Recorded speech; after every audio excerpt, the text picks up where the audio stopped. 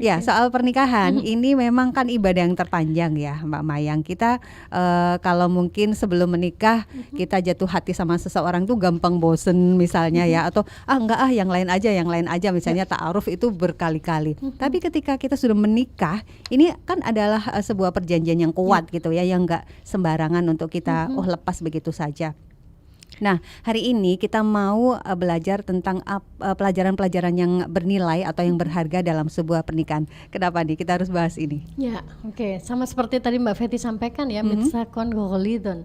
Ini adalah perjanjian yang agung di depan Rob kita. Ketika qabil tuh nikah haha gitu ya, sudah disebutkan akadnya, maka ada kewajiban dan hak yang mengikat setiap pasangan suami istri gitu ya Mbak Fetty.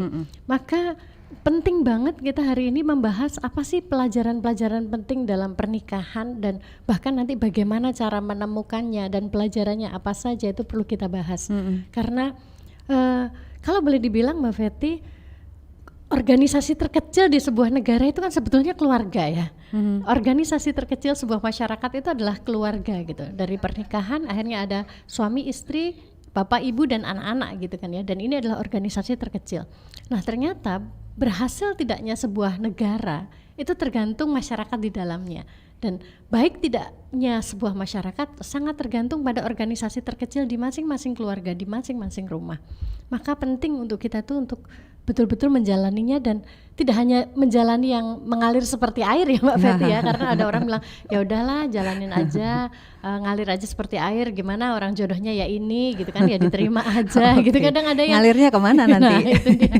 Tampak pasrah sebenarnya. Ini orang-orang yang boleh dibilang ini orang-orang yang malah patah semangat sebetulnya. Karena kalau kita bilang akhirnya ngalir kemana kan tadi kata Mbak Fetty ya, karena kalau dibiarkan pernikahan itu dibiarkan mengalir seperti air, kita perlu ingat bahwa air itu justru akan mengalir ke tempat yang lebih rendah gitu. Maka jika kok pernikahan kita dibiarkan mengalir, artinya kemungkinan akan kualitasnya akan malah menurun ke tempat yang lebih rendah. Karena sebuah pernikahan yang berhasil, yang sukses itu butuh usaha dari dua belah pihak gitu ya, agar nantinya akhirnya bisa sukses. Yang mitsaqon ghalidun tadi, perjanjian agung dari pernikahan ini, harapannya adalah disinilah kita itu mengumpulkan bekal kita untuk pulang ke kampung akhirat. Maka penting banget kita tahu apa saja ya pembelajaran yang perlu kita ambil dari pernikahan, yang nanti bisa juga meningkatkan kualitas kita sebagai pribadi, sebagai individu, dan semoga ini menjadi bekal kita pulang ke kampung akhirat kelak insyaallah.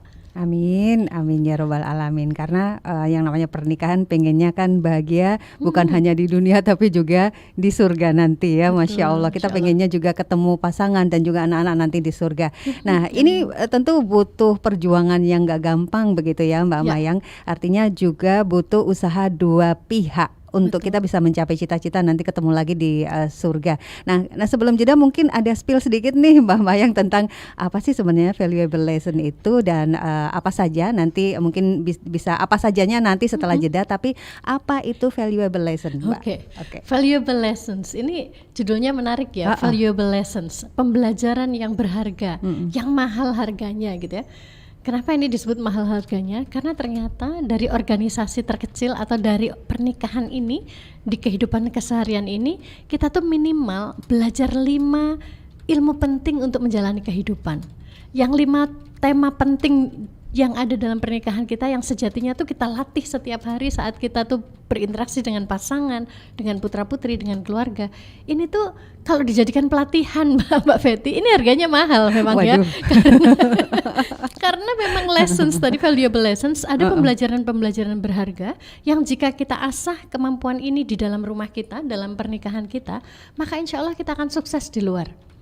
Seperti sebuah penelitian yang dilakukan di Mellon University disebutkan bahwa orang-orang yang mendapatkan dukungan yang lebih baik dari keluarganya, mereka cenderung lebih mudah berhasil dan sukses di kehidupan karirnya atau di kehidupan profesionalnya. Jadi kehidupan pribadi yang berhasil seringkali juga mendukung kehidupan profesional, pekerjaan karir yang juga berhasil.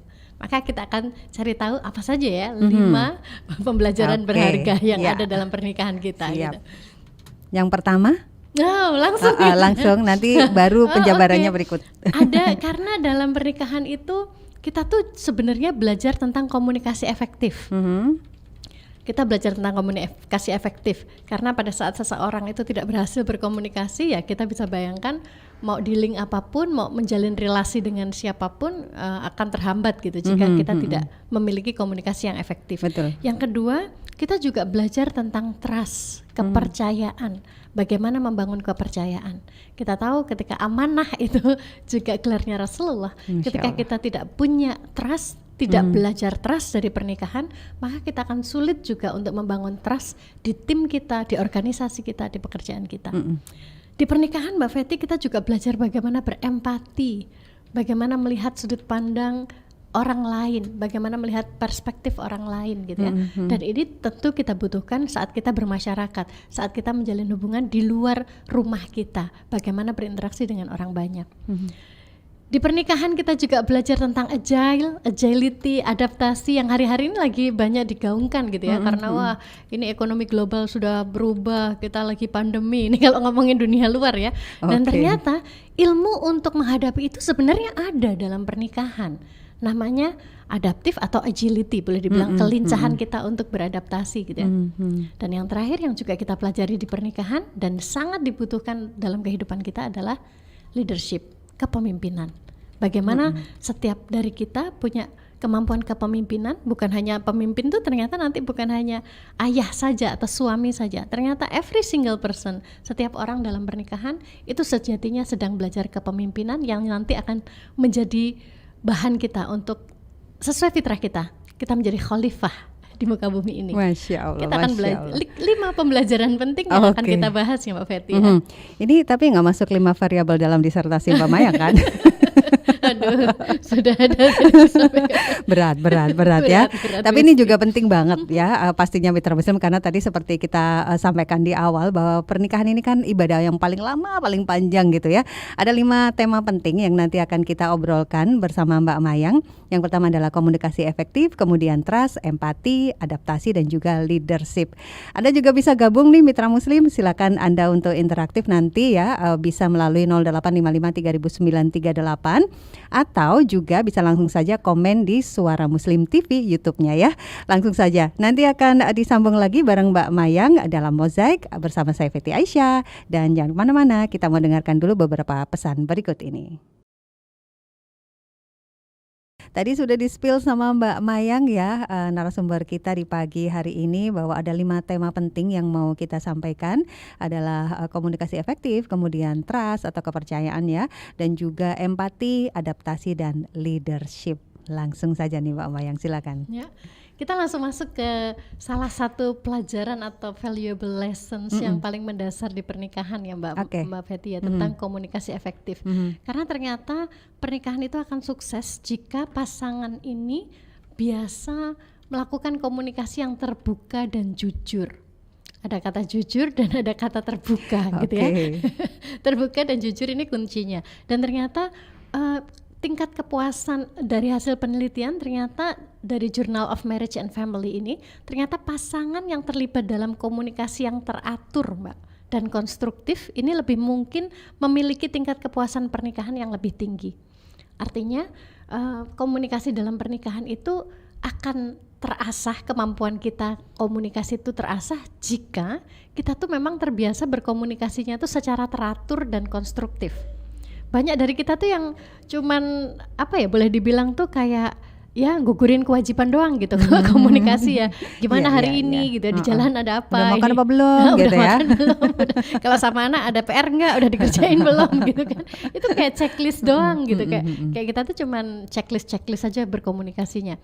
Padahal berkomunikasi itu sejatinya teratur itu berarti jelas kapan kita biasa berkomunikasi ya. Kayak misalnya kalau dalam pernikahan saya biasa berkomunikasi itu pagi hari di jam sarapan gitu ya.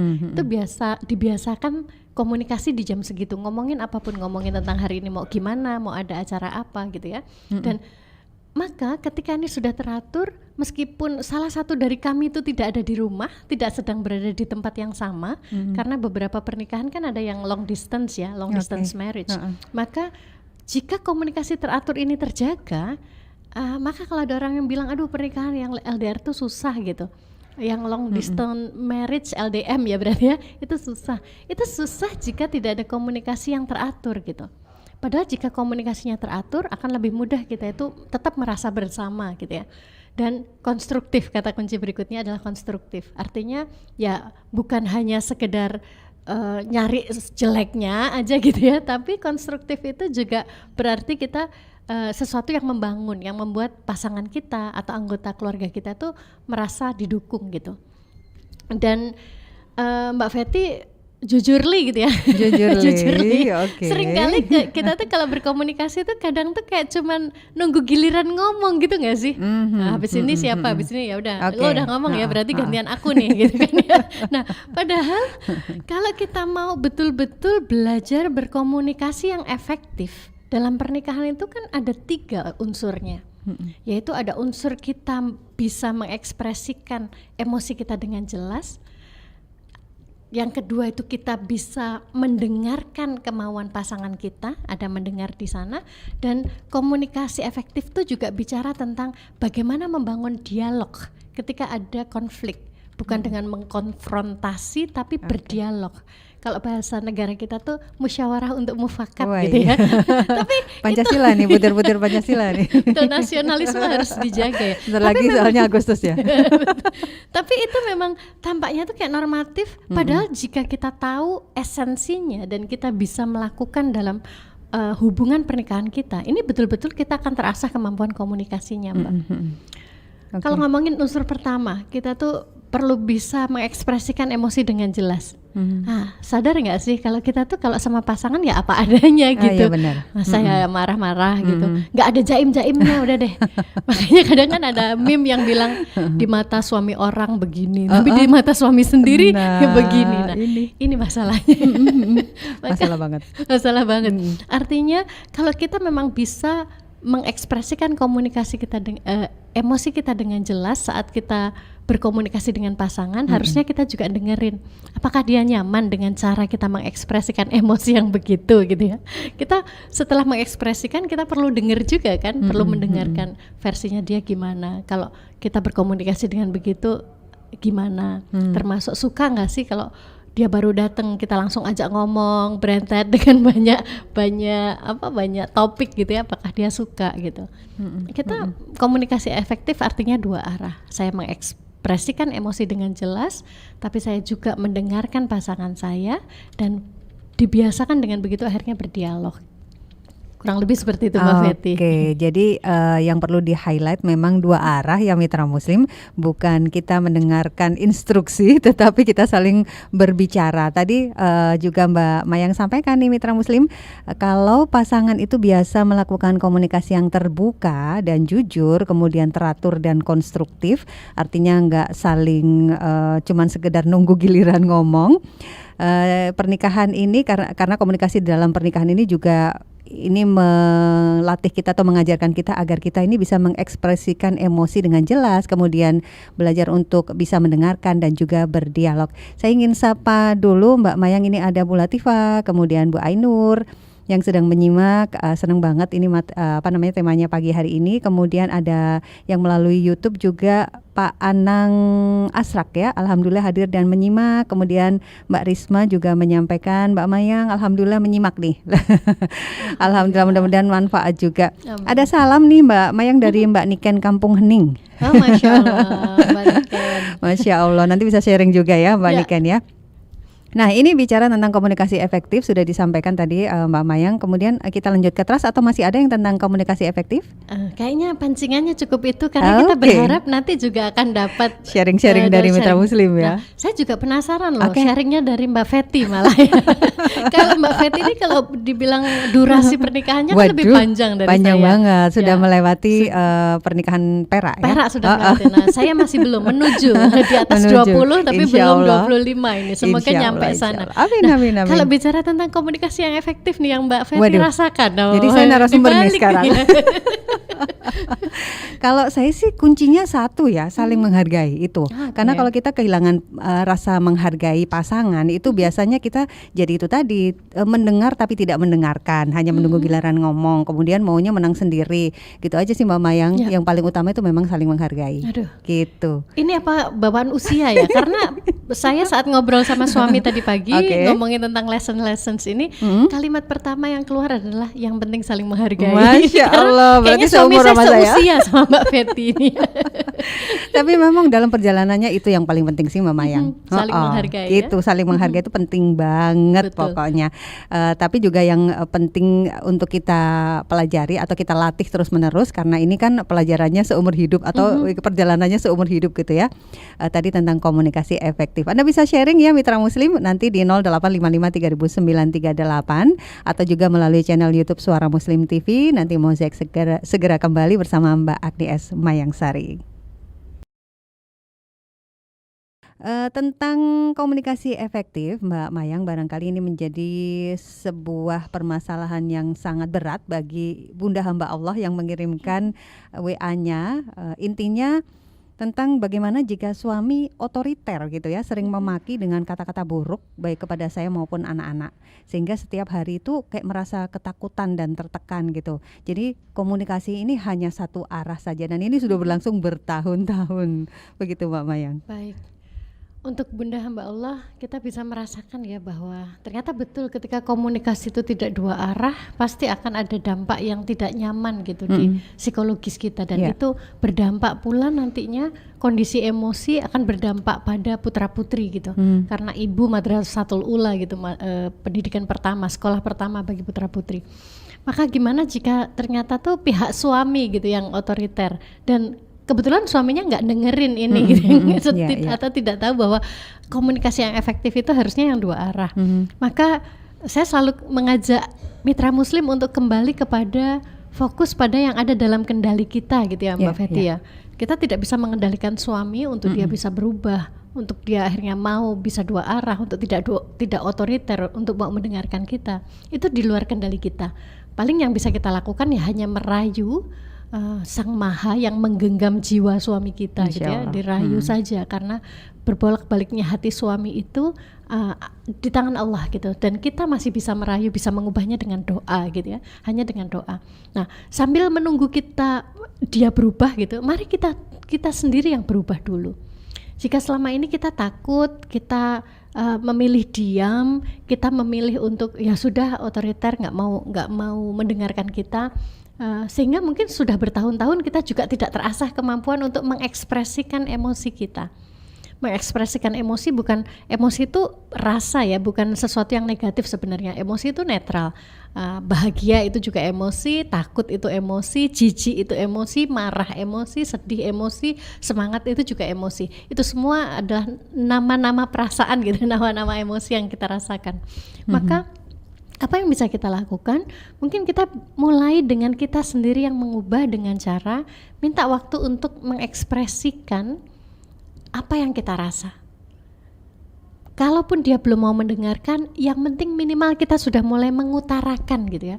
Bukan kok kita karena dia nggak mau mendengar, akhirnya kita juga nggak mau mengutarakan. Ini akhirnya berhenti, deadlock gitu ya.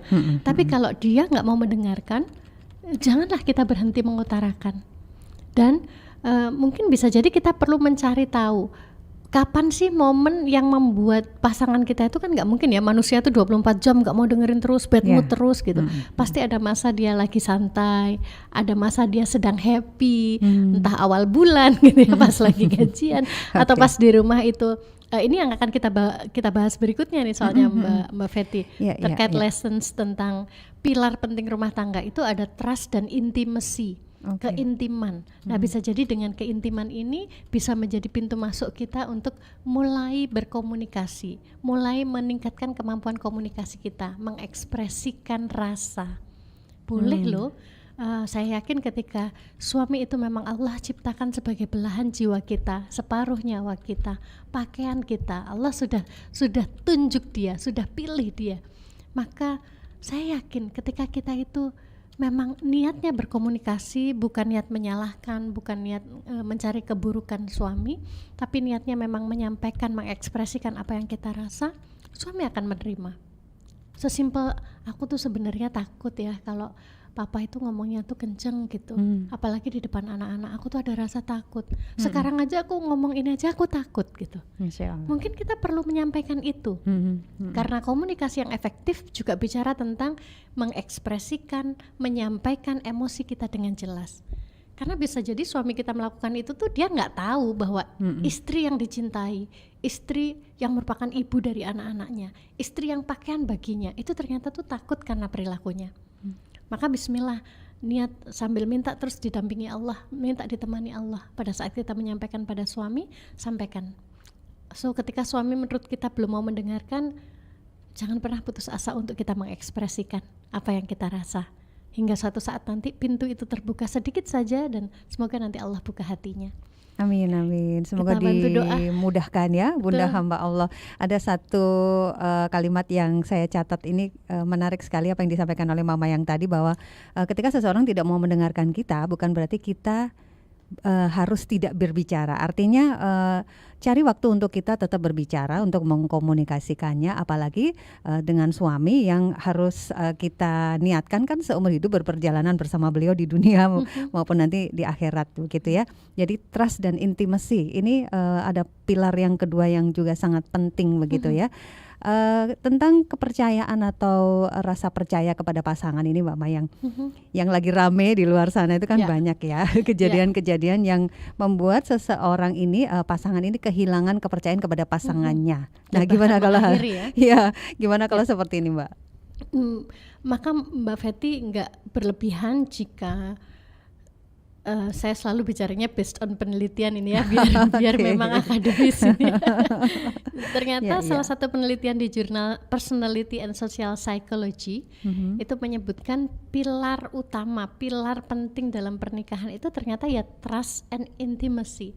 Trust itu kepercayaan, trust itu artinya trust itu melibatkan tentang sikap yang bisa diandalkan. Saya percaya karena suami saya bisa, saya percaya pada istri saya karena istri saya bisa apapun, bisa dipercaya, bisa menjaga dirinya, bisa menepati janjinya, dan trust itu juga bicara tentang transparan. Maka sejatinya jika salah satu aja, misalnya apakah tidak bisa diandalkan ataukah tidak menepati janji atau transparan itu hilang dalam kebiasaan kita di pernikahan, maka trust ini akan sulit terbangun. Kita akan sulit belajar trust. Contoh transparan yang paling gampang tuh Mbak Fetty, ketika kita biasa transparan dengan pasangan, harusnya berinteraksi dengan siapapun di luar sana, mau itu yang sesama jenis, mau itu yang berbeda jenis, karena hari ini luar biasa ya fitnahnya ya. Ada yang berpisah karena ternyata pasangannya berselingkuh dengan sesama jenis juga. Betul. Maka transparansi ini perlu kita jaga. Salah satu bukti gampang apakah Anda transparan dengan pasangan adalah handphone Anda di password nggak? Kalaupun ternyata di password untuk biar tidak bisa diakses oleh orang yang tidak berkepentingan, apakah pasangan kita tahu apa passwordnya? Karena sejatinya trust dan respect yang tadi disampaikan Mbak Fetty, menghargai itu satu paket gitu. Kalau kita sudah trust, kita sudah percaya, kita akan menghargai privasinya karena saya percaya. Tapi biar pasangan kita percaya dan biar nanti dia menghargai privasi kita perlu tunjukkan bahwa semua terbuka loh, kamu bisa akses kapan saja, silahkan. Maka keterbukaan, transparansi ini dalam segala hal itu penting biar kita tuh bisa mendapatkan trust dari dia. Setelah kita mendapatkan trust, harusnya kita akan mudah juga untuk menghargai dia, menghargai privasinya, tidak buka HP-nya sembarangan tanpa izin. Itu nanti akan mengikuti. Saya mengatakan hal seperti ini bukan kok karena pernikahan saya selama ini trust terus gitu ya, atau respect terus, intimasi terus, enggak. Justru bisa bilang kayak gini karena pernah mengalami masa di mana ketika kita tuh niat, sebenarnya nggak ada niat untuk sembunyi-sembunyi gitu ya dari pasangan, tapi ya udahlah, lagi musim-musim HP itu bisa ada passwordnya itu kan, kita belajar itu kan kayaknya seru ya, di password gitu ada angkanya yang kita ganti-ganti atau ada kode yang dengan layar sentuh itu, tapi ternyata ketika pasangan kita nggak tahu, itu bisa muncul ada suudzon di sana. Kenapa kok ditutup gitu ya? Jangankan itu, pas nggak usah di password, tapi ketika dia terima telepon dari seseorang kok menjauh dari kita. Itu siapa kita tuh, siapa tuh, gitu. juga gampang seutan gitu ya. Apalagi setelah telepon terus nggak ngomong itu siapa. Makin kepo kita. Makin jadi masalah gitu ya. Makin pilar pentingnya makin akan susah gitu. Dan kalau dalam perusahaan trust itu penting, trust itu juga bicara tentang kita perlu bisa diandalkan ya, sebagai suami diandalkan cari nafkah, sebagai istri diandalkan mendidik putra putri. Kita juga bicara menepati janji dan transparan. Tapi kalau di pernikahan ternyata bukan hanya trust pilar pentingnya, ternyata juga ada intimacy, keintiman. Maka saya izin mengambil kalimatnya pakar parenting Ibu Eli Risman. Beliau mengatakan tidak ada pernikahan yang sukses tanpa keintiman diranjang, tanpa hubungan yang memang hanya boleh diizinkan untuk suami istri saja. Maka keintiman dan trust ini jadi satu kesatuan khusus di pernikahan ya. Valuable lessons-nya kalau dibawa di luar pernikahan trust-nya. Tapi kalau di pernikahan ternyata harusnya tentang kasih sayang secara fisik, tentang hubungan emosional, bahkan tentang pengalaman bersama yang tidak dijalani dengan orang lain, ini juga menjadi pilar penting. Boleh dibilang banyak yang bilang bahwa dalam satu harimu 24 jam itu hidupmu paling banyak di tempat kerja. Betul juga. 8 jam kita melek gitu ya, itu di tempat kerja meleknya kita. Sisanya nanti ada di jalan dan seterusnya. Di rumah itu yang kita betul-betul sadar melek itu sedikit, sisanya kan untuk istirahat dan yang lain-lain. Tapi ternyata dari waktu yang sedikit, jika kita bisa mengukir kebersamaan dengan pasangan, maka itu jauh lebih kuat kok daripada 8 jam yang di tempat kerja. Dan memang ada yang nggak meleknya. Selama nggak meleknya bersama pasangan itu kan juga menguatkan juga ya. Dan setiap pertama kali kita terbuka mata, di sebelah ada pasangan, atau terbuka mata kita ingat pasangan kita yang jauh di sana dan berinteraksi, berkomunikasi secara reguler tadi, maka insya Allah ini akan menguatkan atau menjadi pilar pernikahan. Masya Allah. Kalau di luar sana sekarang banyak yang akhirnya pernikahan yang tidak sukses dan banyak lagi tren pasangan membuka aib pasangannya, kita cek awalnya pasti karena pilar trust ini tidak mereka miliki. Dan semoga ini menjadi ibrah ya, bukan kita menjadi gosip atau apa, tapi kita cek kita sendiri gitu enggak gitu. Kita sendiri terbuka enggak dengan pasangan, kita transparan enggak, kita ngomong enggak, saya pergi sama siapa, saya kerja dengan siapa, itu ngomong enggak, saya bertemu dengan siapa, bahkan saya komen-komenan dengan siapa, apakah pasangan kita tahu. Dan kalau kita sebenarnya trust ini filternya kita sendiri gampang Mbak Fetty. Kita tinggal gini aja, kalau kita lagi berinteraksi sama orang lain ya, terus kita mikir kira-kira kalau pasanganku di sebelahku, terus dia tahu aku, dia lihat apa yang sedang aku lakukan, kira-kira dia ridho enggak ya, dia nyaman enggak gitu. Nah itu aja. Ketika hati kita udah mulai gundah, kayaknya enggak deh, terus kita mau selintutan gitu ya, kalau bahasa Jermannya gitu ya, hanya nyembunyi selintutan gitu, berarti udah ada dijamin pilar penting Anda sedang goyah gitu. Iya, lagi-lagi berkacanya ke diri sendiri ya. Kita bisa memakai, istilahnya memakai sepatu orang lain gitu. Karena nanti kita juga akan menuju ke pilar yang ketiga, yaitu empati. Tapi saya juga mau terima kasih dulu untuk Bu Wati di Bojonegoro yang tadi sudah menyapa, dan beliau sampaikan pernikahan sudah 26 tahun nih Mbak. Profesi sama, jadi biasanya yang membuat kami berkomunikasi itu kalau misalnya mau tidur, ketemunya pas makan, pas tidur gitu, pas mau tidur gitu. Dan alhamdulillah rukun-rukun saja, Masya Allah. Terima kasih Bu Wati. Ini Umi Maryam nih meskipun 50 tahun, hampir 50 tahun tetap senang loh dengerin Mozek Mbak Mayang. Dan beliau sampaikan memang benar Mbak, bahwa pernikahan itu sakral, kita lakukan seumur hidup hanya sekali. Semoga rumah tangganya kita semua selalu sehidup sesurga begitu ya. Terima kasih Umi Maryam. Oke, nanti kita akan menuju ke pilar yang 3 lagi ya Mbak, empati, kemudian adaptasi dan juga leadership di sesi yang terakhir. Anda masih bisa terus gabung nih Mitra Muslim, silakan untuk WA atau mengirimkan voice note ya di 0855300938 atau langsung saja komen di Suara Muslim TV. Wah, tampaknya ini memang menarik hati gitu ya obrolannya, karena sudah mau berakhir ternyata WA-nya justru banyak bermunculan. Ada Bu Ika, ini yang berkaitan dengan trust dan intimacy tadi Mbak Mayang. Ini sebelumnya mungkin mohon maaf pertanyaannya agak intim gitu ya. Artinya memang dalam pernikahan beliau yang sudah 7 tahun dengan 2 anak ini dirasa saling menghargai lah, saling peduli, tidak ada masalah pokoknya. Tapi yang ingin Bu Ika tanyakan ini tentang tadi intimasi kalimatnya Bu Eli Risman tadi ya. Apakah hubungan suami istri itu juga salah satu bentuk komunikasi, karena dalam kenyataannya jarang untuk dilakukan, tetapi sepertinya sih tidak masalah gitu, karena kan tadi saling menghargai, saling peduli dan tidak ada masalah. Gimana Mbak Mayang? Baik, menarik. Bismillah, ini kita niatnya memang sharing, berbagi ya, bahwa di perjalanan pernikahan saya yang 22 tahun ini, saya juga pernah mengalami di mana posisi keintiman itu tidak sama dengan sebelum-sebelumnya, tidak sama dengan waktu percikan-percikan api asmara, seperti di awal. Pernah mengalami, bisa jadi karena kelelahan, faktor itu, bisa juga karena waktu itu ada kendala kesehatan gitu. Nah, ternyata jika kita tidak terbuka, tidak dikomunikasikan, itu ternyata akan menimbulkan rasa minder gitu ya, rasa minder. Maka memang itu juga termasuk bagian dari komunikasi dan perlu dikomunikasikan, termasuk apa yang kita sukai dan apa yang tidak kita sukai, itu juga pastikan kita komunikasikan. Jangan sampai orang lain lebih tahu daripada pasangan kita gitu ya. Kadang-kadang pasangan kita nggak tahu, tapi di luar terus kita ngomong di luar gitu, ngomong efek yang dia tidak kita sukai dari sebuah keintiman itu malah diomongkan di luar. Harusnya pasangan kita lah yang paling tahu. Maka ketika saya juga pernah mengalami kendala, saya sampaikan, dan ketika pasangan pernah mengalami kendala, akhirnya di situ kita bisa berempati nih ya, kita bisa berempati. Oh, kalau jadi dia ternyata ini nggak nyaman, ternyata dia nggak pede, ternyata dia minder. Maka apa yang bisa support, apa yang bisa saya berikan, ini adalah fungsi dari empati.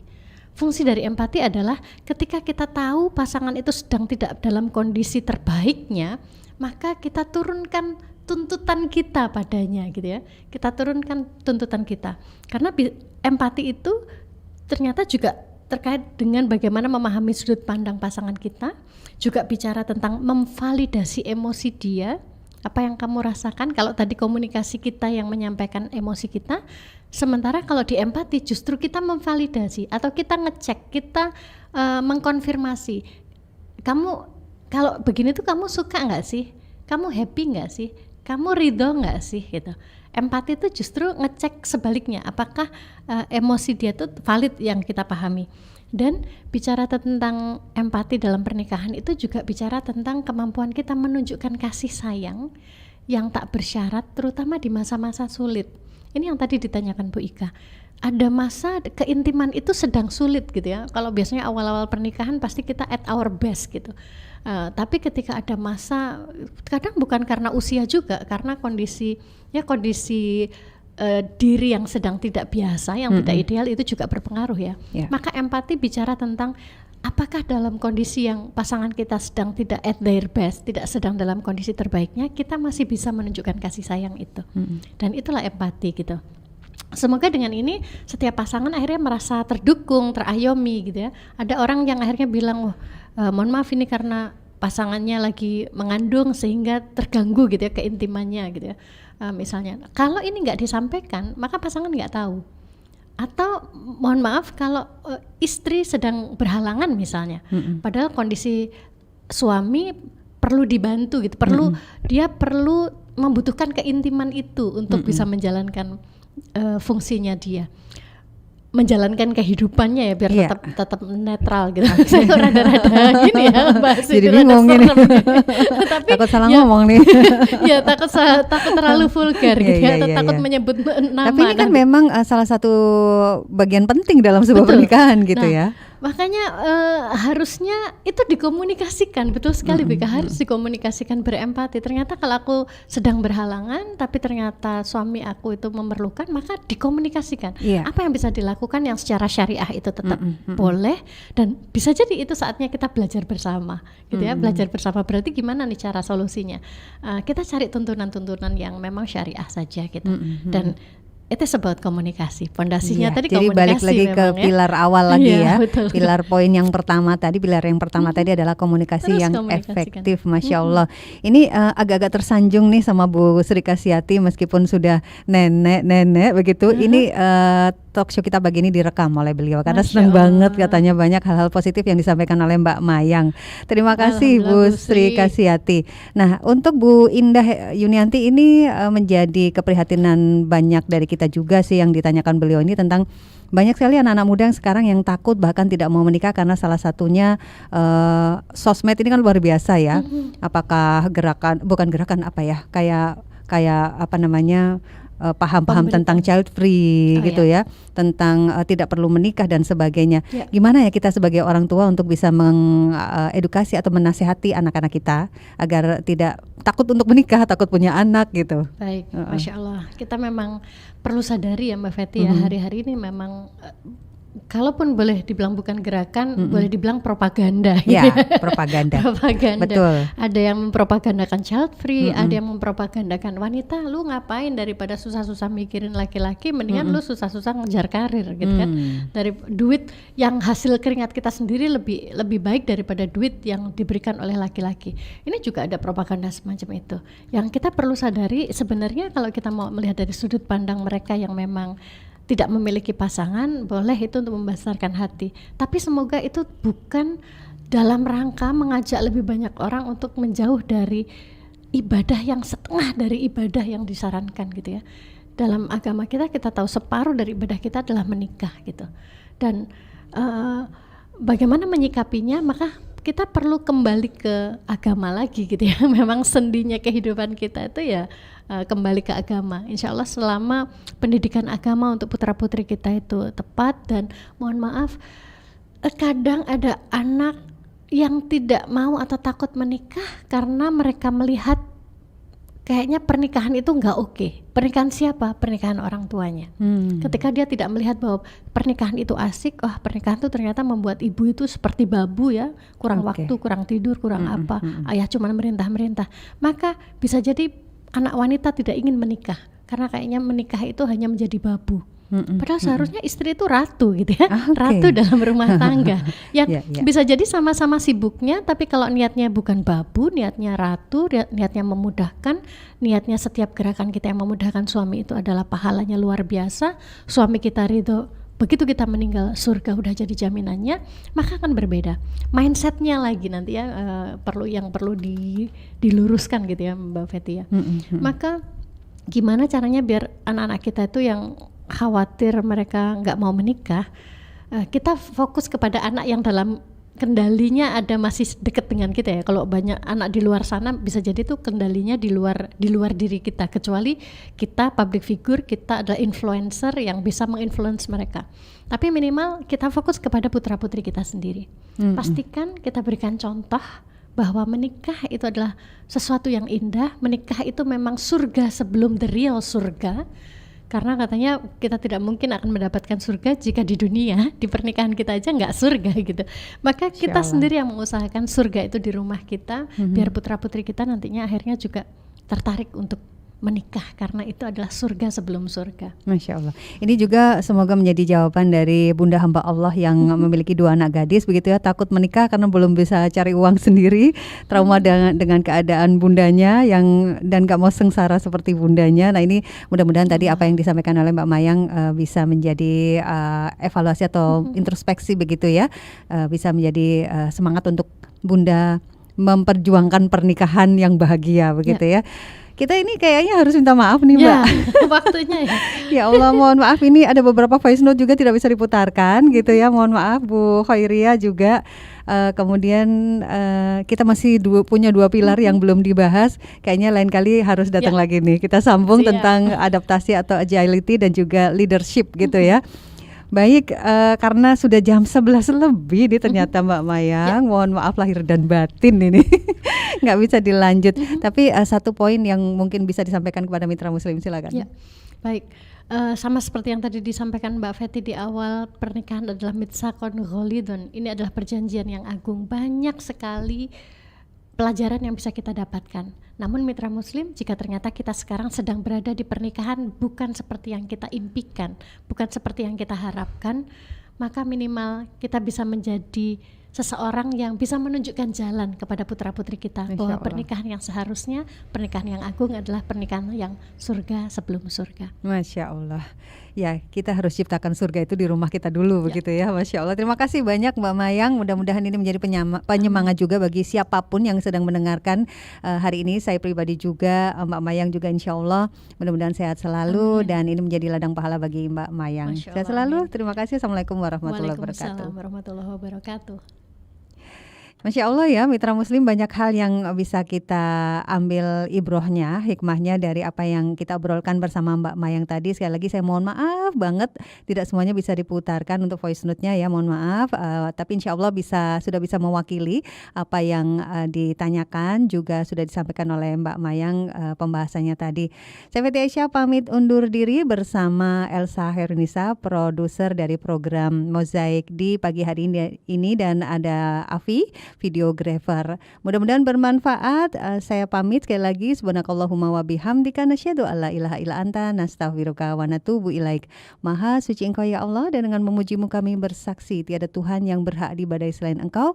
Kami memohon ampun dan bertaubat kepadamu. Wassalamualaikum warahmatullahi wabarakatuh.